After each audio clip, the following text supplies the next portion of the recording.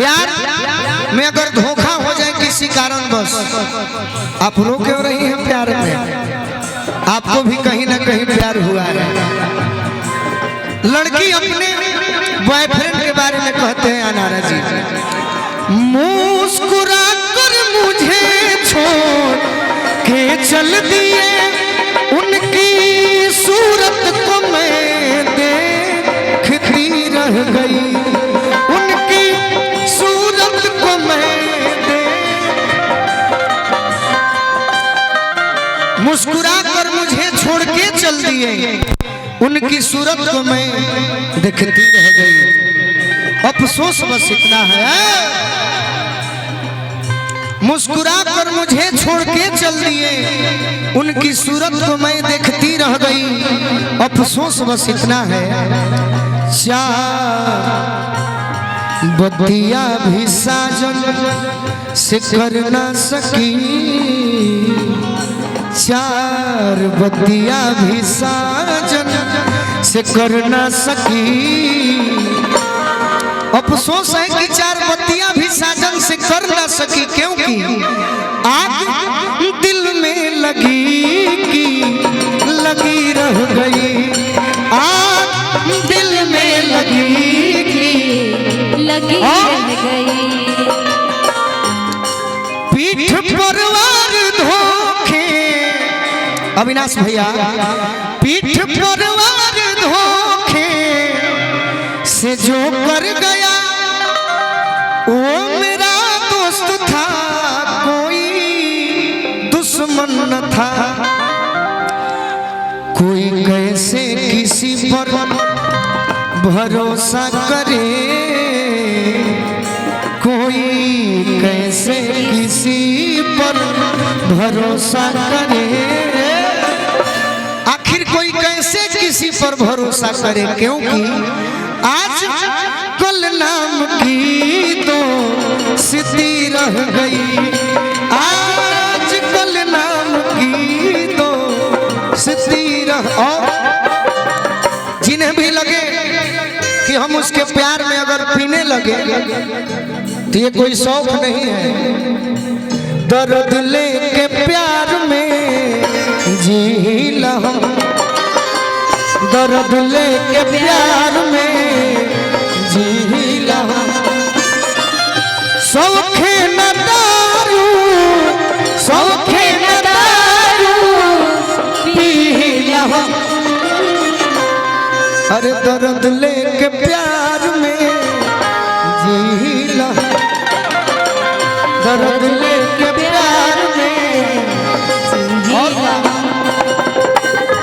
जहिया से कोइल बारू निंदियो नया वेला, जहिया से कोइल बारू निंदियो नया वेला, बढ़ला बेचैनी तोहर याद नु सतावेला,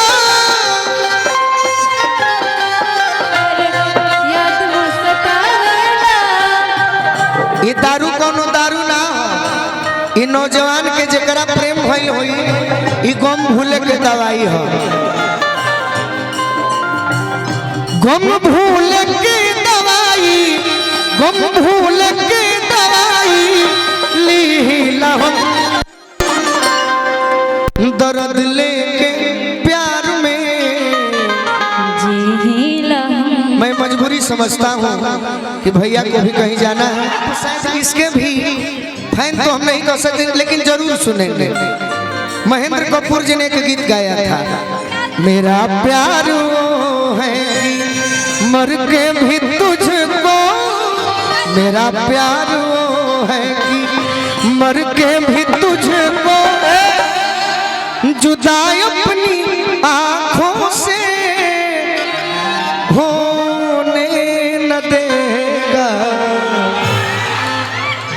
लेकिन इस धुन पर हमने एक गीत गाया था अविनाश भैया के लिए कि मोहब्बत में की मैंने, मोहब्बत में की मैंने जिससे वफा है, अरे वो लड़की तो यारो बड़ी बेवफा है, वो लड़का भी बेवफा है।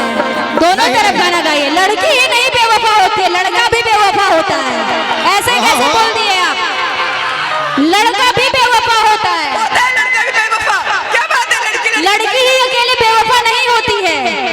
हमने भी प्यार किया था किसी से, हमने भी। अच्छा तो सुना ना, एक तनी गांव में कह कि लड़के भी बेवफा होते, एक डाइन लिखा है कहता काहे से सुनिए, काहे से कि रवा कहानी अनु की लड़की बेवफा हो जाए। प्रेम से गीत नु कहते नहीं, लड़के भी बेवफा होते हैं, आप भी बेवफा हैं। बताते हैं क्यों होते हैं। कुछ मजबूरियां भी होती हैं, मतलब आप करें तो रासलीला, हम करें तो कैरेक्टर ढीला। क्योंकि बताते हैं जब आपने अरे छेड़बू तो छोड़ब ना, छोड़ा जैसन छोड़ब ना। पहले हमारा कने छेड़ले बड़ू तो छेड़बू तो छोड़ब ना, छोड़ा जैसन छोड़ा दे। आ छोट जन बुझो मिसाइल हो एंडिंग पल जिया नारा जी, जरूरत पड़ी तब पानियों में आग लगा दे। बेवफा जन कह क्योंकि क्या कहें कि मोहब्बत में की मैंने जिससे वफा है, वो लड़की तो यारो बड़ी बेवफा है। मोहब्बत और क्या अपना बना कर वो छोड़ी है, ऐसे जिए तो जिए हम आखिर कैसे।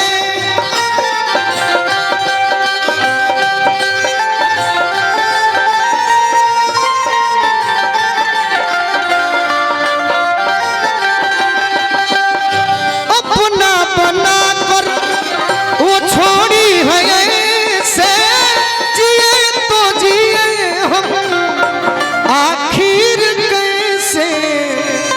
आखिर मैं सोच रहा हूँ मनाऊं तो कैसे, मनाऊं तो कैसे, बहुत ही खफा है वो लड़की तो यारो बड़ी बेवफा है।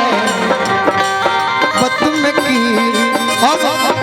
अब एक हमारे भाई आए हैं मेजर में, ये भी कभी हो सकता है अविनाश भैया, दुखित नहीं होना है ना आपको ना हमको। जेकरा प्यार रही दिल से वो कहीं चल जाए, बाकी अपना होखे वाला बोलमुआ से जरूर कही। मारो के पास धोके रोआ तैयार हो, सिनुर जन डोली हो भातार हो।